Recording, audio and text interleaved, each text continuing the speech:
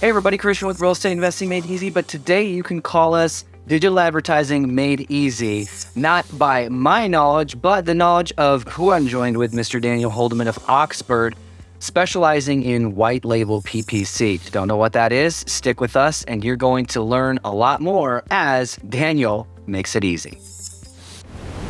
I'm really excited about this topic because as a marketing agency myself, one who owns and operates one for real estate investors, I know that a lot of the strategies that we teach and train on, not including PPC, it's crushing it all over the United States as we continue to market for real estate investors. But it's not just for real estate investors, it's for business owners and entrepreneurs. So I know that your focus is mostly white label PPC, and I want to get to what that really is and the distinction. But first, the biggest question, especially when I first heard about it, is what the heck is PPC? When you hear PPC, it is an acronym for pay-per-click.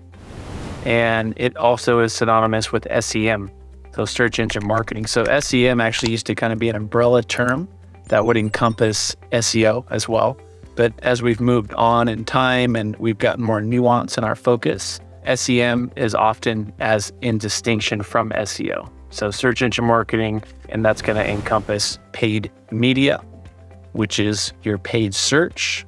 So, your Google, your Microsoft, and then you've got paid social. So that's going to be your Facebook and Instagram and LinkedIn, TikTok, PPC, AKA SEM, which encompasses paid search and paid social.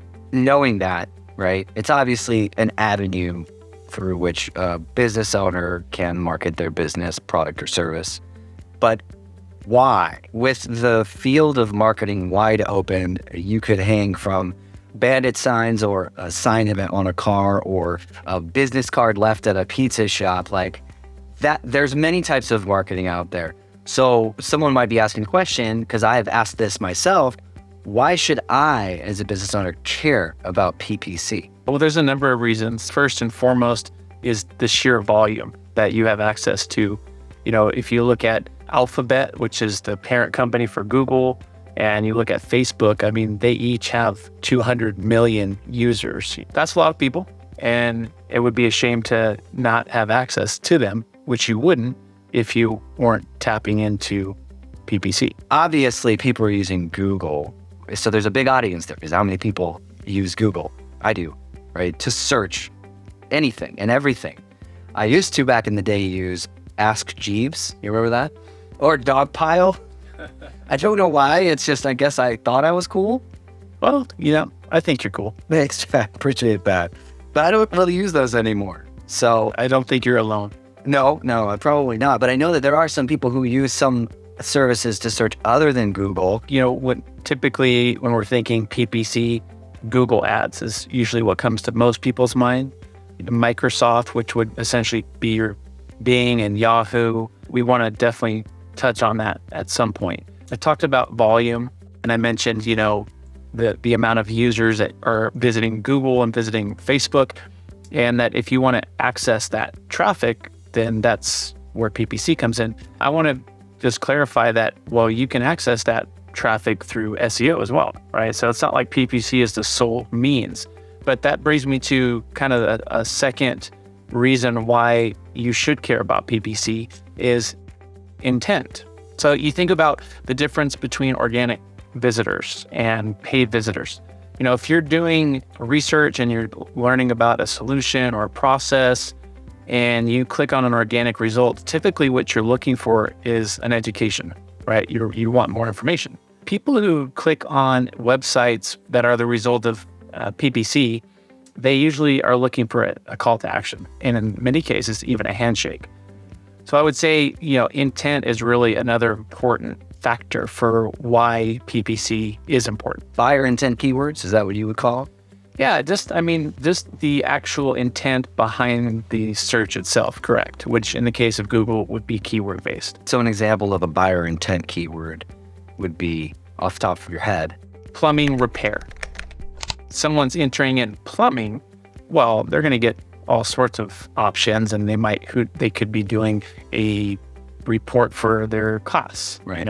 As someone doing plumbing repair, or even more so plumbing repair company, that's a pretty shoe-in, Right. in terms of that they've got an issue, they need it resolved. A little aside, because I know you mentioned a lot of social medias, but as far as Google Ads and its relevance to as Google owns YouTube, I'm curious, does that also include like video ads on YouTube?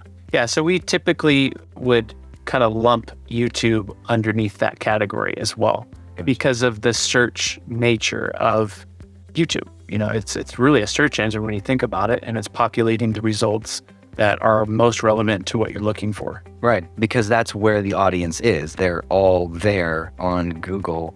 What about Microsoft and Bing? So Microsoft and Bing is, we're really talking about an identical, interface, process. We're really just talking about a difference of volume and cost, because you don't have the premium with Microsoft that you do with Google. So you're not going to get as much volume, but the volume that you do get is going to be a third of the cost that you would have to fork out for Google's inventory. I'm curious, are there a particular type of demographics that you've known or seen, or maybe your team that you've heard reported, that would utilize something like Bing? That's a really good question, because I may have forgot to mention that. That is an important distinction for Bing. For example, it has been reported that the users on Bing tend to have more buying power. So you would have a lower conversion cost for that traffic, but you would also have people who have the ability to actually make a purchase. Like education wise, they tend to be just people with, on average, who are college graduates, or just tend to be an older demographic. And so, their financial situation's going to be different. So ostensibly high ticket sales. If somebody has a business that they're selling really high price point, either products or services, like a coaching company for real estate, which we interface with a lot. We are not a coaching company, but we definitely work with other consultants and coaching. I imagine that utilizing Bing, if they're not, I would phrase it this way, then they're probably missing a portion of the audience that they could reach, but they're just losing out on. I would agree. And I think if you asked me any more questions about Microsoft, I feel like they're going to have to pay me some kind of a commission, because They don't really that. This is a little bit of a pitch for Microsoft, because there's one more thing that I'm realizing it's related to what you're talking about. And it's the fact that one of the other benefits of Microsoft is there's not as many advertisers that you have to compete with. Right. So that's one of the reasons why the traffic isn't as expensive. And so that's generally what we're looking at. Well, our traffic's not as expensive. Well, that's helpful, but just the fact that you're not having to compete with as many people either does give you an advantage as an advertiser. So we've talked about volume, talked about intent. A third thing that's a really big plus when you're spending money on any type of marketing is control. Billboards are great, they have their purpose, but you fork out cash for a billboard and 1,000 people drive past it, on a Monday. How many of those people looked at the billboard? Hopefully they were looking at the road for the most part. Hopefully, yeah, for the sake of public safety. Yes. And out of those people who looked at the billboard, how many of those people, when they got to their office, went and actually pulled up the website? Hopefully for the sake of the employer, not too many. But you get the idea. So really what you're controlling there is location. And that's about it. So whereas with PPC, you control everything. You control what time of day your ads are going to show. You can get as specific as what zip codes you want to display it in, device types. You just have a lot more at your fingertips in terms of being able to have a say-so in where your marketing dollars are going. We use to pull data to decide whether or not we want to target a specific zip code, and that's kind of what sparked it in real estate investing. Is it a blank slate when you arrive at PPC to start marketing, or if it's not, where do you get the data to then begin to target, as though you, say, pulled a list for Facebook and you did retargeting for those types of ads? Or how do you input that into the system or whatever? Is often a blank slate, especially if you're a business owner and this is something that you're kind of doing on the side with all your free time. But if you're working with an organization, it may not be a blank slate because they may have worked with your industry before. They may have other clients similar to yours. And so they're actually going to already have some information, in terms of what type of messaging tends to be the most effective. But let's say you are the blank slate person, maybe you're a DIYer. There are tools. There's SEMrush, there's Ahrefs, there's Google keyword tool, where you can actually get a sense for what people are searching for and kind of how much volume is behind that and within a particular area. You can come in with a little bit of insight, but really that's going to be somewhat generic, right? Because it's going to apply to the industry as a whole. For you to really get the insight that you want, which is kind of that real-time market data, you're just going to have to run the campaigns. So, and that brings us really to the fourth reason why people should care about PPC, and it's the measurability. We talked about the level of control that you have as an advertiser. Well, that translates to data points, right? So, you name it. If you want to know, a male, female, age range, income level, device type, time of day, down to the hour, all of those are data segments. And as you begin to populate that data, and then over time you start to see trends, mind you, a relatively, minimal amount of time compared to other options out there, that's where you get to have some fun. And you start to, apply that data against your marketing dollars to make them more efficient and to get a better return on that investment. So your cost per lead, maybe $100 month one, right? But, by the time you're 3 or 4 months in, that cost per lead is markedly reduced because you know how to spend that money the most effectively to get the best return. And that type of visibility, that measurability is really hard to find anywhere else at that granular level. But we do and have seen, and while it wildly varies from geography to whoever you're targeting, levels of motivation in the real estate industry, we're getting $17 cost per lead in a place called Columbus Valley, Georgia. Have you heard of it? I didn't think you did, ever, before. Have you heard of it? No. Yeah. So I'm sure it's a beautiful place. I'm sure it's lovely. And in some place like Salt Lake City, Utah, the cost per lead that we get is like $200 cost per lead. We got it down to as low as $120 doing the other ancillary forms of marketing. My question in that statement is really more of a statement that maybe you would disagree with or agree with, and I think you might agree with it. Is that the same thing for PPC? Is it the same depending on your geographic location, where your target audience is? Even if it's the same industry, like you mentioned plumbers, so let's talk about plumbers, right? Plumber repair in Columbus Valley, Georgia versus plumber repair in Los Angeles, California. Yeah, no, I think I may actually pivot to a different example just to... Okay.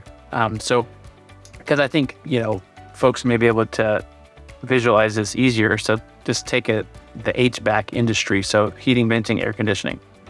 So you can imagine that, an air conditioning service and repair company in Phoenix, you can imagine what that market might be like compared to, an HVAC company in Columbus, Ohio. Right. For those of you who don't know, Phoenix gets really hot. Yeah. Just thinking about it, I'm like already warming up. But due to the fact that in a place like Phoenix, you've got a higher demand for that type of service, that ends up kind of forcing the cost of the traffic up because it's all based off of an auction bidding system. And so the more advertisers in the mix, the more people conducting searches, the more people are willing to pay for that traffic. And so all that just kind of drives it up. Whereas in Columbus, Ohio, I'm sure you guys might get toasty out there too at some point, but there's just not going to be as much demand, and therefore the cost is not going to be as high. So yes, the short answer is yes, market dependence for sure in terms of what can drive costs up or down. Yeah, I got you. So it sounds like population in and of itself isn't necessarily the metric that would dictate the cost of marketing to or with that keyword from area to area. Just because it's a small town there are other factors that are more important than like the actual population. Well, there are additional factors, but I do think you're onto something. And actually, I would say that population is probably one of the first things we actually look at to determine whether or not PPC is really viable for that market. And that's what one of the things we're going to look at is population, because again, everything's data driven. And so that's not to say that you shouldn't run PPC in a low populated area, but it is to say that when you do, it's just going to take longer to get the results that you're looking for because the data is not going to be coming in as fast. That's really good. I mean, it kind of goes to visibility, right? I mean, geographically, if there's a town of 500 people, which is very small, I grew up in a town of 500 people, you're not going to get as many eyes on that ad targeted to that geolocation than you would if you went to. Yeah, so it's a trade-off. It's like, woohoo, my cost per click is only 25 cents. But it took me a week, right, to actually get a click. Yeah. So you had mentioned something as well when we were chatting about this, that the KPIs, right, when you're really looking at the metrics and analytics, it's a good data set. The definition of that, like what would be a good data set that you could really make informed decisions off of in a perfect world, or what is the minimum too? Yeah, I mean, so really what we're looking at, as strategists, analysts, is what we refer to as cost per lead or cost per conversion. We talked about it a little bit earlier, but it's, really, I mean, how much you're spending for someone to give you a call or to, submit your contact form. So as an advertiser, the ones who are actually running the ads for their businesses, I mean, what you guys are ultimately concerned about is return on investment. But when you think about it from our perspective, there's so much that influences return on investment that I can't affect, right? Do you actually pick up the phone when the phone rings? How do you handle that phone call? What's your reputation online? Things like that. But what I can control is everything that influences cost per lead, like how many times your ad is being served, what's your click-through rate, so your CTR. So your ad showed up 100 times and 3 people clicked on it, so you got a 3% click-through rate. And then when someone goes to your landing page, how many of those people actually reach out? Well, that's something I can influence, right? Because I can change the copy, the images, I can make the button orange, and things like that. So we're kind of looking at cost per lead as like that's kind of at the helm of the KPI, and that's going to be driven by click-through rate, it's going to be driven by cost per click, and it's going to be driven by conversion percentage. And so those are all things that we're typically looking at. We call the ad being served up an impression. That's right. Yep. Impressions, those are important, and how many impressions are you getting? Because that gives you a sense for like the term impression share. So you can get a sense for how does my impression share stack up with the people in my area who are also running ads. And, hey, my impression share is actually on the lower end. And what can I do to increase that? So, yeah. It's like thumbnails on YouTube. Yeah, it's very similar. Yeah, right? Yeah, I was just thinking about the click-through rate and all that stuff, what we have with the campaigns that we run, which are Facebook ads in particular. And I'd love to, in time here, talk about some Facebook ads. But you did mention something that I think was really profound, because as a marketing agency, which is what we are as well, specific to real estate investors, they always ask, well, what's the ROI? What's the typical ROI? Because of course we want to know. I'm a real estate investor too. I want to know the ROI of a campaign. Yeah, absolutely. But it is 100% contingent upon who? You. And I would put that in the category of a pro tip, because if we're you for your clients or us for our clients getting a lot of leads, you could have 100 leads in 1 month. But if you don't pick up the phone or respond in some way and interact and nurture that lead, especially if they're ready to buy, or in our cases, real estate investors sell, they're going to buy or sell with someone else.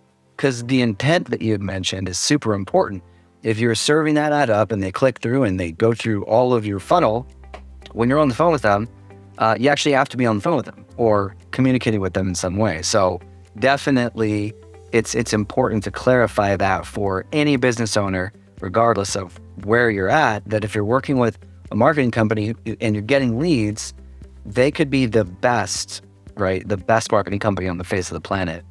But, and I've seen it before, a client who is not actually taking those leads and doing anything with them, their impression has been and likely will be, man, this marketing company isn't that great. Like, I didn't make any money.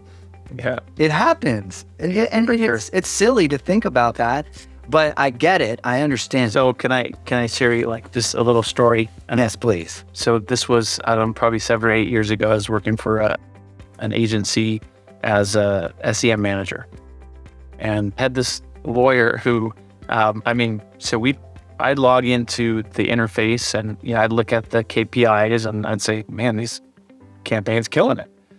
Well, then we get a call from the attorney and the guy was livid. He's like, what's going on? I'm paying you guys every month and I'm not getting any business. And we're just like making sure, wait a minute, do we have the right account here? So after having a couple of these conversations, what we do is we actually start going into the call log where we actually have calls recorded. And so, we start listening to these recordings, and so that, okay, phone's ringing, and then it's like, hello? Yeah. I mean, it's like this guy was completely unprofessional. I'm like, is that how you're picking up your line? I mean, like, you're supposed to be this, respectable law firm in the area, and you're completely unprofessional. And so once I started listening to those recordings, I mean, it was the light bulb went on. Yeah. So we have to just make sure that we're thinking through that on the front end. Right. And helping to prepare you for success. Yeah. And if that's you, take that as a point of encouragement, because it can get better. And especially, if you're doing this on your own too, part-time, like you alluded to, that one business owner who's doing that on the side, you got to be professional. You got to actually serve your clients and say more than this lawyer did. But yeah, I would be like, did I call the right number? Like, exactly. Yeah. And he's like, I could imagine him saying, well, you called me. What do you want? Like, what? Yeah. Am I in the boondocks now? Yeah. Yeah.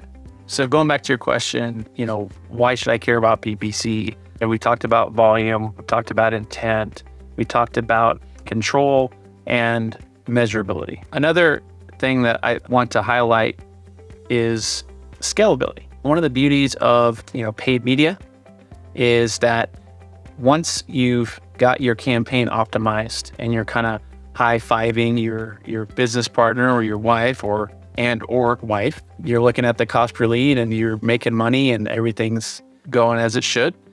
Well, you just pour more money into the system. Now, assuming that the volume's there now, hey, maybe we're maxed out on Google. We've got to kind of pivot over to Microsoft or Bing, Microsoft, which AKA being Yahoo, to kind of get access to more volume. But the idea is you nail it and then scale it.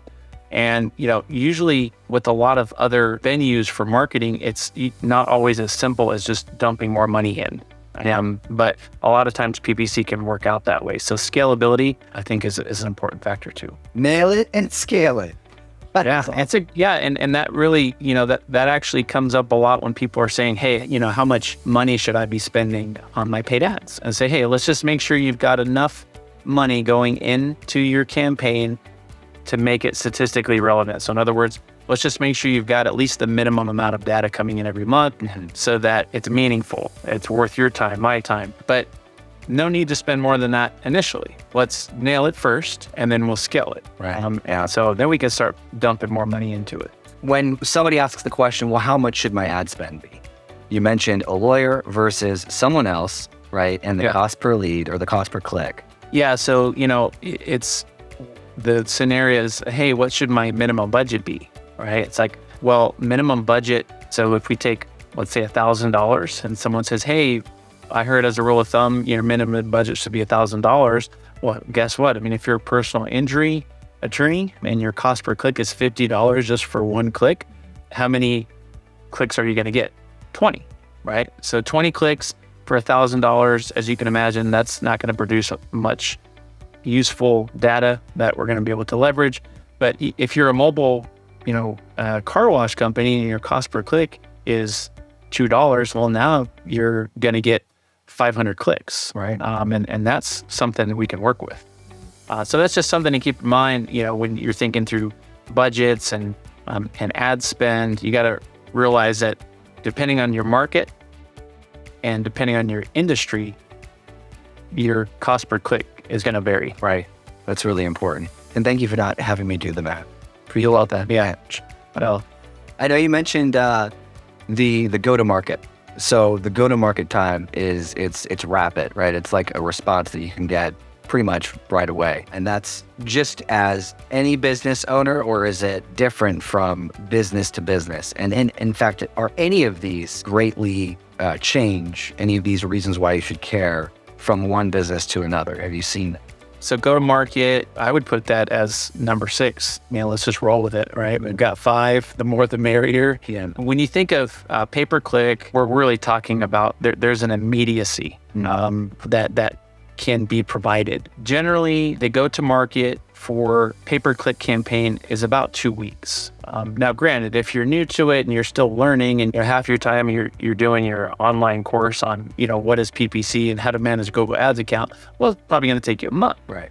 But let's just say you're working with someone who does this regularly, and on the 5th of the month, you reach out and say, hey, I'm ready to pull the trigger.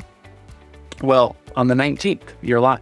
And now that's a generalization, but as to what could slow that process down or speed it up, it really just comes down to cooperation of the advertiser, just kind of providing access to, Google Analytics. And maybe there's certain media, maybe there's videos or images that we're waiting on. So it's really just the communication and kind of the cooperation from the advertiser. So or if he gets busy, he or she, then it could be a month.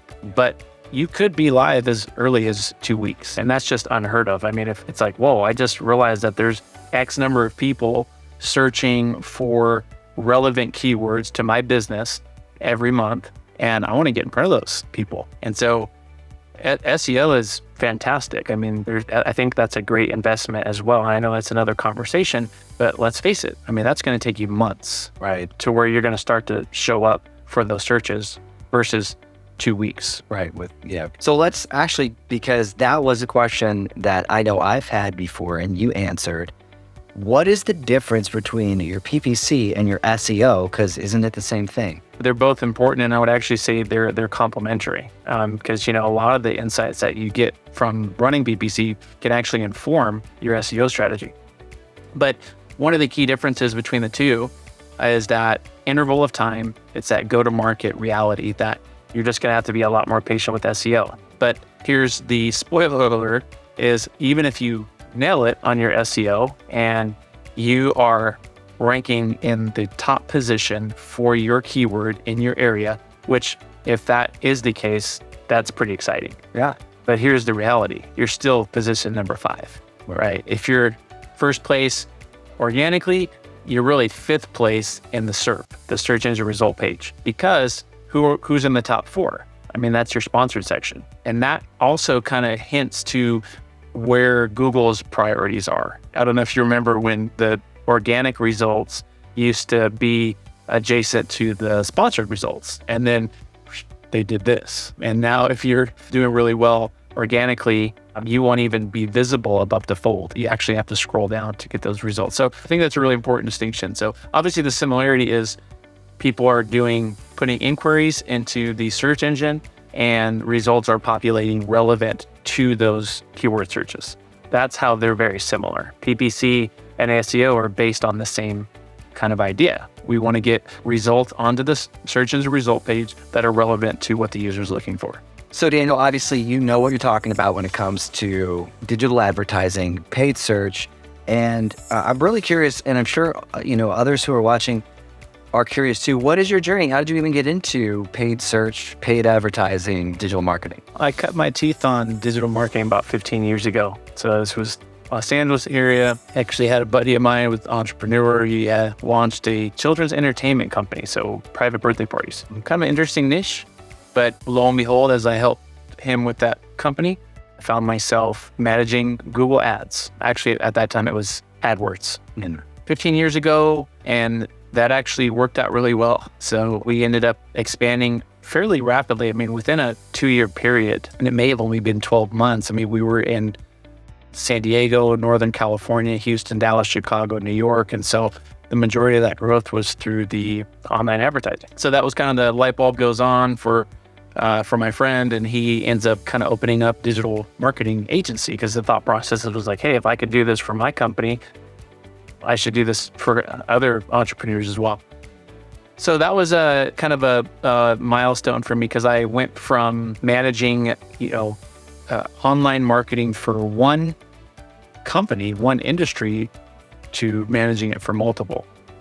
And I also went from really being focused primarily on PPC to really being focused on all things digital. So, SEO, social media, you name it, I probably had my hands in it at some point. But it was really that PPC facet that I continued to be drawn towards. And I had a really unique opportunity open up at an agency that reached out to me and gave me a job offer to come on as an SEM manager, so search engine marketing, and it was the perfect fit in terms of what I was looking for. So that was a big shift for me because I went from being kind of self-taught to being trained by top practitioners. It's just the difference of resources, and this is a company that in my year there, they went from having 300 employees to I think it was like 500, and in the 7 years that I've been gone, they're up to like 1,500. So, these guys know their stuff. And I had the privilege of kind of being on their team for a time. Ended up resigning from that company to launch out on my own to really start to kind of fill the gap between the boutique agencies and the bigger agencies in terms of like from a talent perspective, and really giving smaller kind of boutique agencies access to a PPC fulfillment model that could help them stay competitive in the marketplace. And that's what I've been doing ever since. Right. And draw the distinction between what you do, because if somebody who's a business owner says, hey, I need to start doing this, you've convinced me.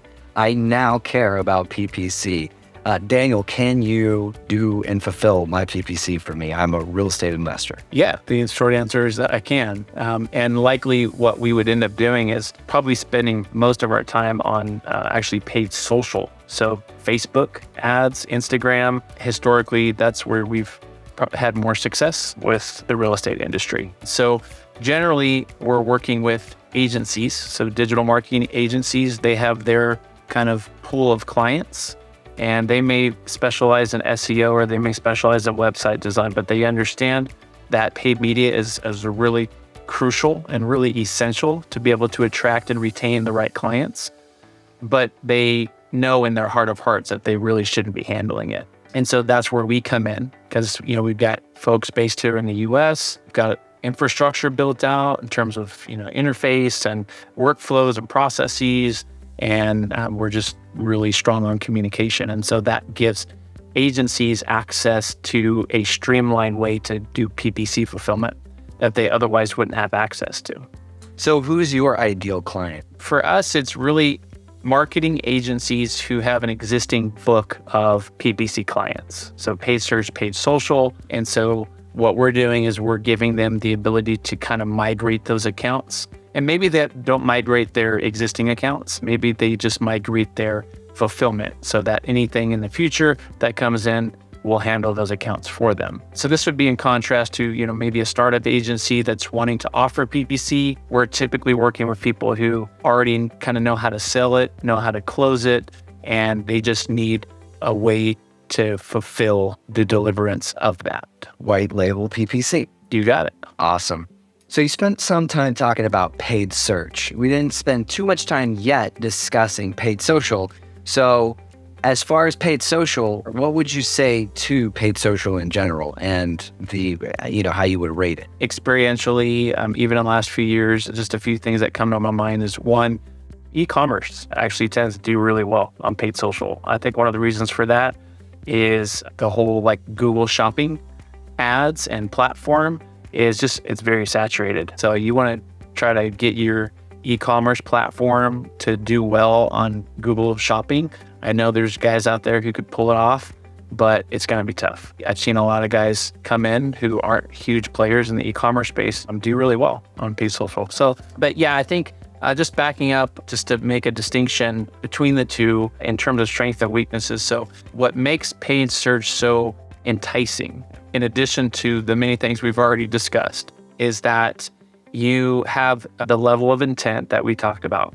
So when you have the ability to get in front of somebody who is close to making a buying decision, they're farther down in the sales funnel, that's a really sweet opportunity. That's not every advertiser. That's not every company. Some folks have a different priority. They want to do more educating. There isn't a current demand for their services because maybe there's something innovative that they're introducing to the market. Well, paid social is a great place to kind of get some of that visibility, because paid social, what Facebook's interface does really well is they provide a robust demographic targeting. Just the ability to get in front of people based off of their interests, based off of their income level, based off of various behaviors. I can't say that Google doesn't offer some demographic targeting because it's there.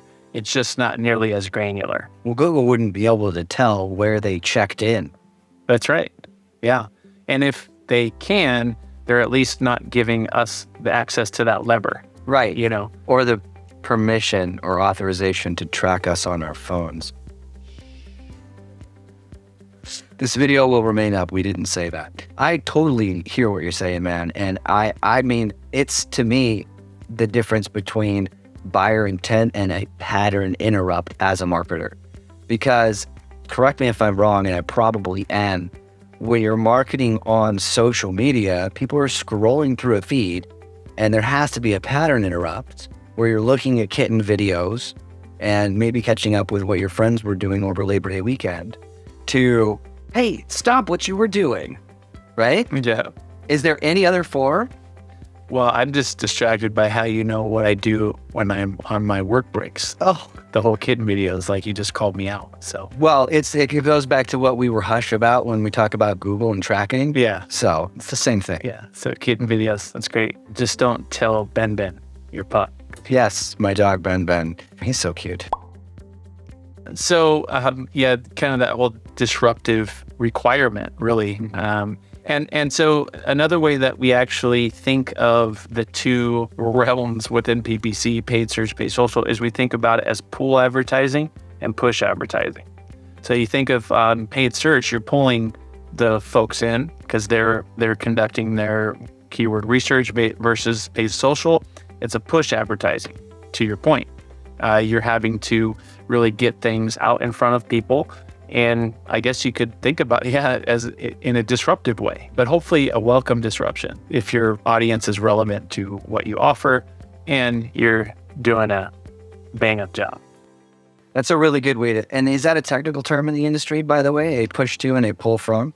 It may not be technical, but it's certainly like an acceptable terminology, and it wouldn't be uncommon. Well, I think it paints a picture of like bringing us to a level of understanding, because that is exactly what it is. And we use the term pattern interrupt in circles in our real estate investing groups and stuff, where you have to interrupt their pattern when you're on social media, with whatever you're doing. And that's just very intriguing to me. So I'm curious, we talk about social media, but what in particular, other than the obvious Facebook and LinkedIn, as you mentioned, are kind of tied together, are good platforms to actually have advertisements on? Yeah, I mean, probably doesn't need to be said about LinkedIn versus Facebook. They're really accomplishing the same, and just with a different target, B2B versus B2C. B2B, business to business being LinkedIn, business to consumer being Facebook. On Instagram, you can kind of think of Facebook/Instagram. It's kind of a package deal. To advertise on one is essentially to advertise on the other. And there's other publishers out there too that are getting some momentum. TikTok is one that we get asked about probably the most frequently, even more than Amazon. Even though Amazon is a bigger platform, they've been around a lot longer. TikTok has just generated a lot of interest. And so there's opportunities there as well. And if you don't want to be on Instagram or TikTok or Facebook, and it's important to be on it, because clearly it is, we talked about why, then an advertiser, somebody who has a business, needs to, regardless of whether or not you want to, instead of you doing it, outsource. Yeah, actually, I reached out to my team. So one of our guys who handles our paid social ads, I asked him because I mentioned that we get asked about TikTok. So I was curious to ask him, hey, what's kind of your experience on that platform? And I thought his response was interesting. He said the main thing here is going to be content, though more than on any other platform, you really need killer, authentic content. The ads are just the distribution for content that gets people interested in what you are doing. The ads don't look like ads. The ads look like a helpful video helping you solve your problem. So anyone wanting to run ads needs to have the content side down or be willing to experiment with it. So just throwing that in for free because I had literally just sent that message today and that was his response. So it's the pro tip. That is, your content has to be valuable and actually something that somebody wants to digest, right? Yeah, and of course we would say, well, yeah, isn't that true on any platform? And the answer is, of course. I think the point is that for TikTok, like it's really got to be top of game. Right. Have you seen the study that shows that attention spans in general, and I don't know, I didn't participate in the study. Somebody did. That it went from 8 seconds to 4 now. Wow. And that TikTok was one of the catalysts to just kind of rein in the attention span to actually do the opposite of reining it in because it's 4 seconds instead of 8. Wow. And if that's you, here's a pro tip. You should read Cal Newport's book called Deep Work. I'll just throw that out there because guy's super sharp and he really does a great job of helping folks like you and me develop the ability to kind of do cognitively demanding tasks, which require the ability to focus. So really good recommendation. I'll link that in the description below. Deep Work. Check it out. So the bottom line, when you think of paid search, is that you have the level of intent. You get access to folks who are closer to the bottom of the funnel. And the bottom line for paid social, so that's your Facebook is kind of the icon for paid social, is you've got really robust demographic targeting. That's just going to allow you to get in front of a very specific audience. And that is going to be kind of put in, right? So what we do in videos is we'll kind of put something that's the bottom line and the interesting part in the beginning and then cut to the rest of it, stuff into it. Yeah. So what would you say in your estimation are factors that would dictate a business to be a good fit for paid search or paid social, PPC? It's a complete guessing game. You really have no idea. It's a dart. Yeah, you just kind of close your eyes and hope you know. Now, there are some factors that can tend towards success one way or the other. So paid search is really going to be a go-to for companies where there's a sense of urgency. So think about this in terms of the moment that someone begins to do a search, the moment they're actually making a purchase, where that sales cycle is really short. That's where paid search tends to kind of show its colors. An example would be, going back to plumbing service company, or something related to home services. There's something broken that needs to be fixed. Well, you know how it is as a homeowner, and you've got a honey-do list, and you don't want to keep your bride waiting. So you got to get those things done, or you just simply are tired of being up to your knees in water, right? So you need a solution fast. Because you don't have floaties nearby. Yeah. Sense of urgency, air conditioners off. Okay. So don't want to just focus on home services. Think about the medical industry, or you've got something that's bothering you. Well, you're not going to take a long time to find out a place to go get fixed, right? That's where paid search really tends to flourish. Paid social is going to be, maybe there's less familiarity with your product or service. And so it's a great place to kind of get in front of people, creatively. Or you actually may have a product or service that's well known and yours just happens to be maybe more high end, or there's kind of an aesthetic appeal to what you offer or what you do that would create interest and would easily engage somebody. So paid social is going to work out well for that. And there are certainly companies that or industries that can actually work well on both. I mean, I can think of audio, video install companies that we work for that have done well on paid search and paid social.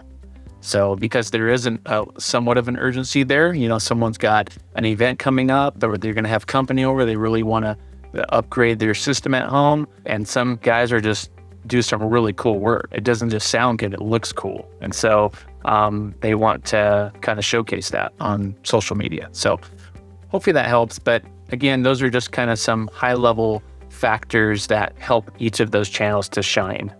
Gotcha. What about as a digital marketer, PPC, if it's not a good fit, what else would you recommend, generally speaking, as an alternative, notwithstanding the massive variables from industry to industry? Yeah, I mean, if PPC is not a good fit for your business, I would just file for bankruptcy. Just close the door, stop the business. Yes, it's go PPC or go. I was thinking the exact same thing. Here's the thing. First, we got to figure out, why is PPC not a good fit? It could just be that there's not a current demand for what you offer. And so there may just, you may just need to focus on doing some, focus on awareness. Maybe you're going to run some YouTube videos for a while. It could just be that you've had a couple people that were having a bad day and they left you really poor reviews on your website. And you just got to work on responding professionally to those, and then maybe accumulating some more positive reviews to push those down. Maybe you got to work on your reputation, or maybe you're just not there yet from a budget standpoint. You realize that, hey, in order for me to be successful, to kind of have that statistically relevant campaign, say that 3 times fast, you got to spend X amount per month, right? Really, for it to be worth your while. And you're like, well, I'm not really there yet. So maybe you just got to come back. But those things withstanding, maybe you're just too niche, maybe you're too small town, and PPC is not going to be a good fit for you. Then, I would just really focus on content marketing, just really developing your own, whether you're putting a blog post together or a vlog where you're putting video content together, because you can push that out on social media for free, right? It's not going to cost you. You don't have to pay for that inventory, and just kind of begin to present yourself as an authority to your market. And I'm glad that you answered the question that way. Firstly, with close your doors. Here's the thing. What he's talking about right now is that there is a formula for which, when you meet these certain criteria, that PPC will work for you, provided that you are doing things right. If you don't want to spend, as you had mentioned earlier, time in a course, right? Because we're talking about the go-to-market time being very, very short for this, but taking a course and then figuring out how to do it yourself, hire an expert, right? And even if you're not there yet, then what you mentioned was really powerful, especially for real estate investors, because there are real estate investors and real estate agents who are crushing it with marketing, developing content, even on YouTube, that are basically just, the titles of the videos are living in Houston, Texas. And then if you search living in Houston, Texas, there's a realtor that's saying, hey guys, it's blankety blank from whatever. Just wanted to give you guys an update on this video about living here. What is it like? Like, they're taking you on a tour of the city. And that is getting you out there, the brand out there. And of course, it's tied to something that's a lot more searchable. Houston, it's a big MSA, Metropolitan Statistical Area. But what that really informs me is to look at it from this perspective. That's the start that fills the gap of brand awareness, which might be a hindrance from PPC working for you, as you had indicated. So once you cross that bridge and you've built more of a following, whether it's on social media because you're putting the video content out there, or YouTube, or whatever TikTok is, you can actually then revisit PPC. Am I wrong about that? Are you wrong about anything? Don't ask me. Isn't this REI made easy? We're making it easy, and we're making it right. No, that's spot on. And one thing I think we want to mention at this point is, as business owners, I think one thing that we are guilty of at times is, instead of being focused on the cost of inaction, we're focused on the cost of the action, right? So it's just like, wow, this is what this is going to cost me. It's like, well, what's it going to cost you if you don't do it? And we just, you have to constantly go back to that investor mentality. So like, let's just sit down and what is the average lifetime value of a new client? And once you have that information and you can get at least even a rough idea of this is what it's going to cost me to generate a new lead. It's like, I mean, hey, who cares if it's going to cost you even $500 for a new lead if your return is going to be a $20,000 check, right? So just something that, again, I find when I deal with folks who are considering advertising, I think that investor mentality gets lost, kind of get focused in on the wrong things. And also just keep in mind that, hey, I mean, what investor wouldn't be ready to sign on the dotted line if they knew they were going to start to get a return in 90 days? That's not to say that PPC is going to deliver that every time, but I mean, that's hard to beat. If you find me a venue that you can invest money into and within 90 days already start to get a return on that investment. That's critical for business owners to understand. I work with a lot of newer real estate investors who are attracted to the education piece of the channel that we have. And they're always asking questions related to, if I don't have a budget, a shoestring budget, what's the best marketing? Like if I literally have $0 and 0 cents. Yeah. And then usually my question will be somewhere along the line of, by the way, it's November, right? Yeah, it's November. Did you hear that Starbucks had the pumpkin spice latte? Oh, yeah, I got one yesterday. I was like, you have a marketing budget. There you go. Stop going to Starbucks and spending $5 on a cup of coffee. Yeah, here you go. Get disciplined because the cost of inaction is way too high. Yep, cost of inaction. Totally agree with that. So, you can't let them know that, hey, man, how many times you went out to eat? Because they're going to know. Yeah. They're going to be like, well, he's going to tell me to stop. I'm not telling you to do anything. I'm just going to advise you that you should probably skip the lobster and 72-ounce steak. Man, the surf and turf can wait. Yeah, or at least wait until you got a marketing budget. Right. Yeah, so one thing that a lot of advertisers are guilty of is, so imagine you pull the trigger on your campaign, month one goes by, you just spent maybe between management costs, inventory on Facebook, you're $1,000 in and you don't have a new client to show for. Maybe you only generated 2 leads, right? And so there's like $500 cost per lead. Ouch. And so the temptation is to kind of look back on that month and say, I got nothing to show for it. And it's like, whoa, hold on. You actually have something that you paid for, which is real-time, valuable market data. That's very insightful. And it's proprietary because you own it, and it's very specific towards your market, how people engage with message A versus message B, what demographics seem to be more engaged with your product or service. And so just don't forget that, because that data that you paid for and populated over month one, maybe it didn't result in business, but guess what? It will, because that data is going to be invaluable as it's leveraged back against your marketing dollars to help them function more efficiently moving forward. And that data that you get can be useful. You can repurpose it, right? Again, it can feed into your SEO campaign. It can feed into other content marketing that you're doing as you get kind of some insight into, hey, these are the folks, or this is the place, or this is the messaging that seems to work best for my business. That's huge. Yeah, thanks for bringing that up as well. It's critical. Track, test, and measure. Test, measure, and track. And don't think that just because you didn't get the ROI, that you didn't get valuable insight and message like that for your next decisions. How are you going to move forward? You're not nailing and scaling at that point. You're adjusting. Yeah, and it's really icing on the cake, because again, with paid media, your return on investment relative to a lot of other venues is generally on the shorter side, right? And so in addition to that, you're getting that valuable insight into your market. And so it's definitely something that is easy to overlook. Yeah, that's awesome. Was there anything else that you wanted to comment about before we wrap it up?